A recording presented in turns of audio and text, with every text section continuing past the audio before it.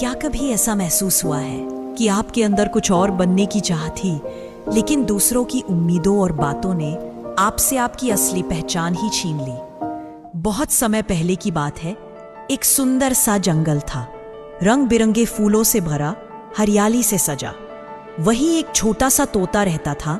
नाम था मीठू। बहुत प्यारा था और सबसे बड़ी बात, वो बहुत अच्छा बोलता था। लेकिन मीठू की एक अजीब आदत थी, वो बस दूसरों की नकल करता था। बंदर कुछ बोले तो वही दोहराता, हाथी चिढ़े तो वैसी ही आवाज निकाले। बिल्ली की म्याऊं से लेकर बाघ की दहाड़ तक मीठू सब बोल सकता था, सिवाय खुद के। धीरे धीरे जंगल के जानवर कहते, मीठू तू तो बस कॉपी मशीन है, तेरी अपनी कोई बात है भी? मीठू हंसता, पर अकेले में कुछ खाली महसूस करता। हर दिन किसी और की आवाज बोलते बोलते उसे अब अपनी आवाज याद नहीं थी।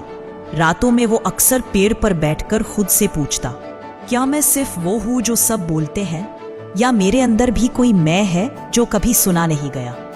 एक सुबह मीठू चुपचाप उड़ चला, बिना बताए, बिना आवाज किए। वो जंगल से बहुत दूर पहाड़ियों के पार चला गया। रास्ते में उसे कई जानवर मिले।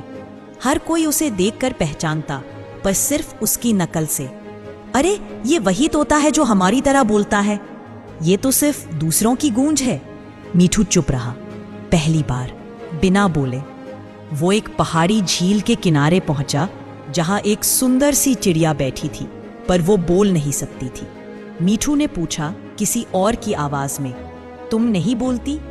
चिड़िया मुस्कराई और अपनी पंखों से लहरों पर एक धुन बनाई, बिना शब्दों के।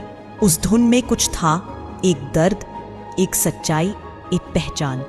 मीठू की आंखें भर आईं। उसे पहली बार एहसास हुआ, जो चुप है वो भी बोलते हैं, पर दिल से। और शायद मेरी भी एक आवाज है जो न सुनी गई, न समझी गई।